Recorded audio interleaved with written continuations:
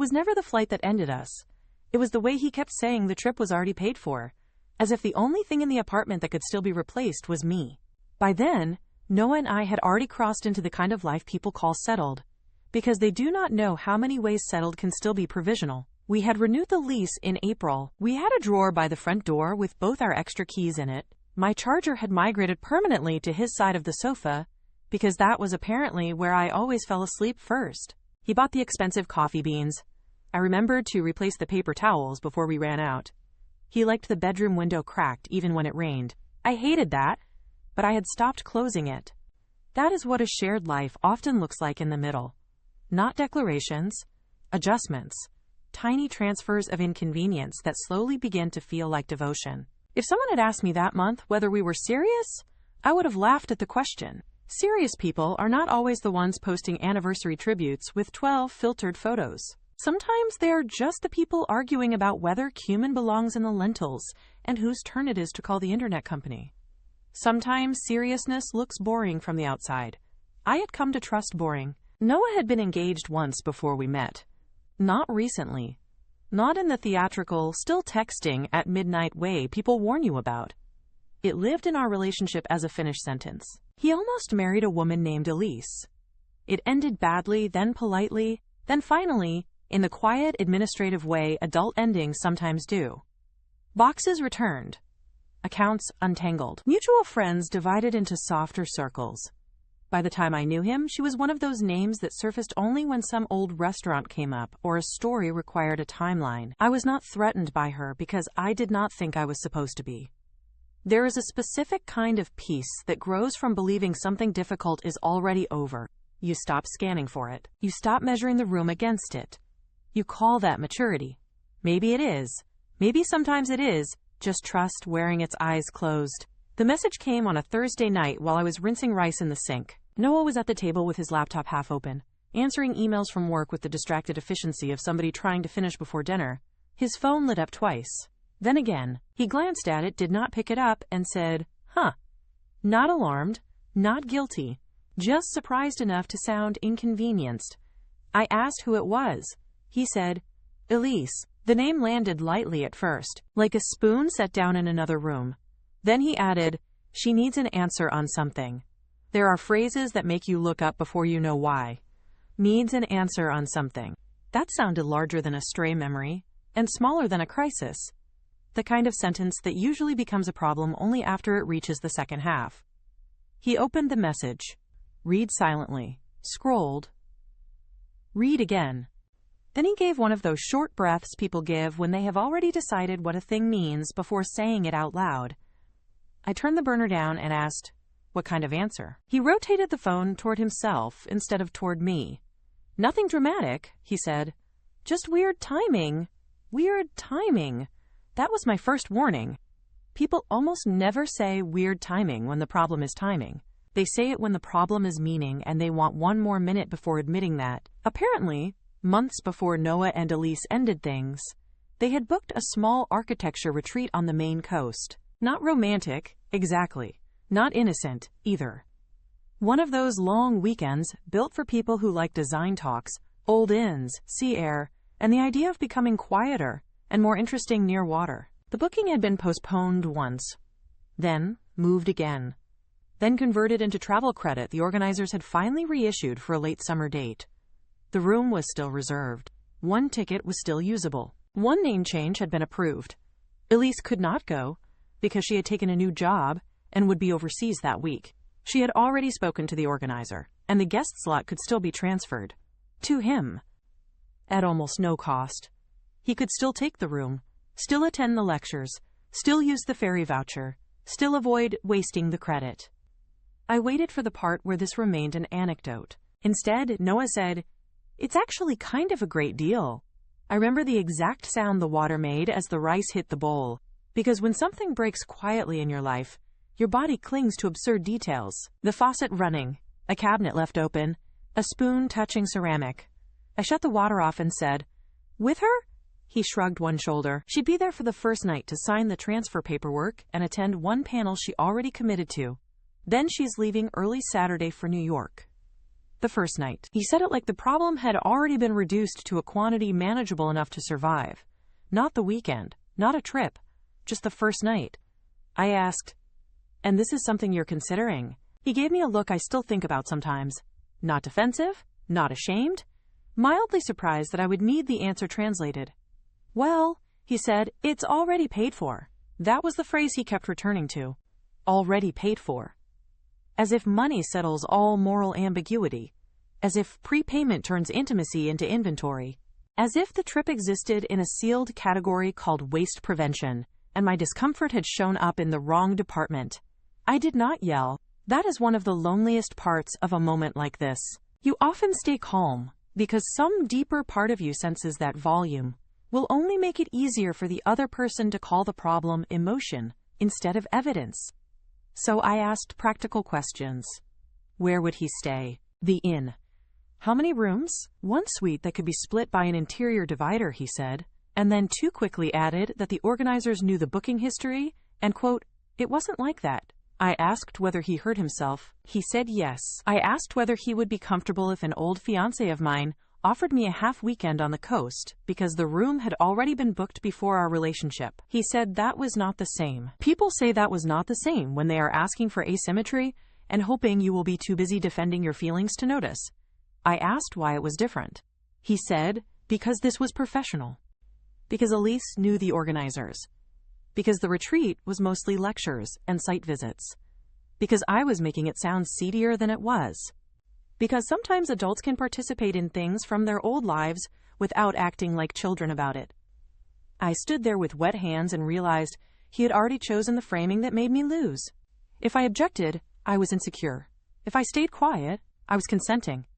If I asked for more respect than the discount seemed to cost, I was irrationally expensive. We ate dinner late and barely tasted it. He tried to return to normal conversation twice. Once by asking whether we were out of olive oil. Once by telling me a coworker had finally resigned. Both attempts made it worse. Normalcy can feel almost insulting when the floor has shifted, and only one person seems willing to admit it. That night he forwarded me the retreat brochure, as if information itself might calm me. Photos of weathered shingles. Reading room.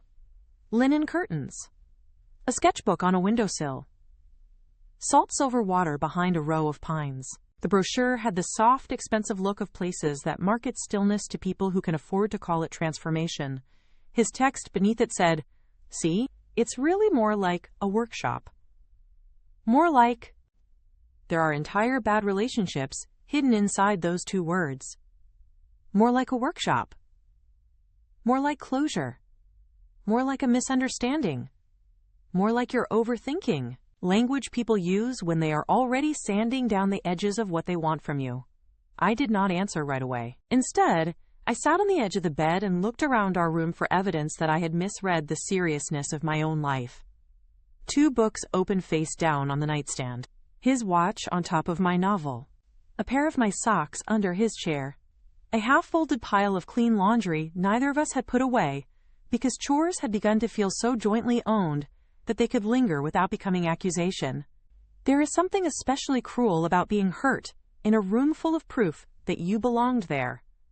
Because then the pain is not just that you were unloved. It is that you were loved in a way that still left an exit open. The next morning I went to work tired and brittle. I told myself I would say nothing until I understood whether this was truly about the trip or about what the trip had made visible. By 10:30, I was texting my friend Mara from the supply closet like I was 19 instead of 32. I summarized it in one ugly paragraph. Ex-fiancé. Prepaid retreat. Shared suite. Already paid for. Mara called immediately. The first thing she said was, "He cannot be serious." The second thing she said was, "Please do not let him convince you this is about money." That second sentence mattered more. Because I had already started to feel the pressure of having to prove why something apparently efficient could also be degrading. Efficiency is dangerous that way. People trust it too easily. They hear savings and assume ethics will sort themselves out after. When I got home, Noah was on the balcony taking a call. He had that measured, explanatory tone he uses with difficult clients, a tone I know because I had once admired it. When he came back inside, he said, "I talked to Liam and Tessa about it, and they think you're reacting to the history more than the actual trip. There it was.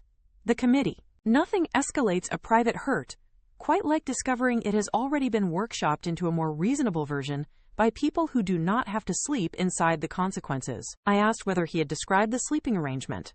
He said yes, but emphasized the divider. I asked whether he had told them Elise would only be there part of the weekend. He said yes, because that mattered. I asked whether he had told them we had renewed our lease 3 weeks earlier. He looked irritated. What does that have to do with anything? Everything, I wanted to say. Everything. Because my problem was not architectural. It was relational.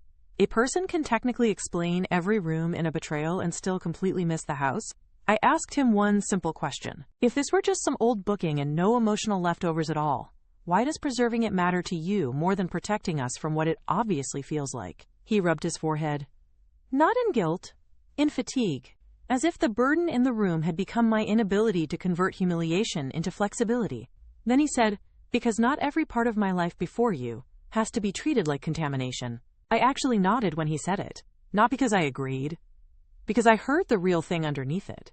This was no longer about whether he had a past. Of course he had a past. So did I. The problem was that he was defending access to that past with more tenderness than he was defending my place in the present. I said, that is not what I'm asking. He said, then what are you asking? And that was the moment I understood he truly did not know. Or worse, he knew and found it unreasonable. I said, I'm asking whether being with me changes the answer. He stared at me. Then he gave the sentence that ended everything, though I did not stand up and leave right then. He said that weekend belonged to my life before this got serious. Before this got serious. Not before us. Not before I met you. Not before the lease. Before this got serious. As if seriousness had been assigned later. As if our life together was a stage he had entered by degrees. As if the apartment around us, the keys, the coffee, the laundry, the rain coming through the bedroom window I tolerated because he liked it, was still somehow the draft copy. I did not say anything for several seconds. You would think the worst part of a sentence like that is the cruelty. Sometimes it is the administrative neatness. The way it files your role without rage. The way it lets the other person sound almost thoughtful while reducing you in place. He kept talking after that. I remember almost none of it. Something about deposits. Something about professional contacts. Something about how I was hearing a hierarchy he was not trying to create. But once a sentence gives a relationship its real translation, the rest becomes subtitles. That night, I slept badly beside him. Not because we fought. Because we did not. He reached for my waist, once in the dark out of habit. I moved his hand away without speaking. Habit is another dangerous thing. It can continue long after certainty dies. The next morning was Saturday. Quiet. Gray. The kind of city morning where the building hums before the street really wakes up. He was in the kitchen making coffee as if routine could still rescue us. He asked whether I wanted some. I said no. He asked whether we could talk when I was calmer. I almost laughed. Calmer than what? I had not thrown a plate. I had not insulted him. I had not even raised my voice. Women learn early that emotional restraint often gets recast as instability the second it becomes inconvenient. I said I'm very calm. He handed me a mug anyway, setting it on the table like an offering to a version of the morning that no longer existed. Then he said, I just need you to understand that some plans existed before you. But doesn't make you less important now. There are moments when a person tells the truth while trying to soften it. And the softening only sharpens the blade. Some plans existed before you. Yes, that was always true. But I was not asking to erase chronology. I was asking whether chronology still outranked intimacy once he had chosen a new life. He wanted credit for the word now, less important now. As if present tense affection could compensate for past tense ranking. As if being valued eventually was the same as being centered when it counted. He still planned to go. That, more than anything, quieted me. Not because going was unforgivable in some abstract moral sense. Because continuing to prepare for it while asking me to feel secure meant he was no longer confused. He was simply comfortable with the price being mine. He went to shower. I stood in the bedroom and looked at the closet. There are dramatic ways to leave people. Crying on staircases, slamming doors, furious monologues people repeat to friends later in bars. What I did instead was pull one storage box from the top shelf and set it on the bed. Then, I started with the small things. The sweater my sister gave me. The journal from my desk drawer. The framed print from my old apartment that never fully looked like ours anyway. My grandmother's ring dish. The good headphones. The navy scarf I only wore when trains were delayed and the wind tunneled down the platform. Not everything. Just the things that had an unquestionable original address in me. Packing that box was the calmest I had felt in 2 days. Because finally, I was doing something that obeyed the truth instead of arguing with it. When Noah came back into the room with wet hair and a towel around his shoulders, he stopped in the doorway. "What are you doing?" he asked. I taped the bottom seam shut and said, "Making sure I don't keep living inside a sentence you already finished."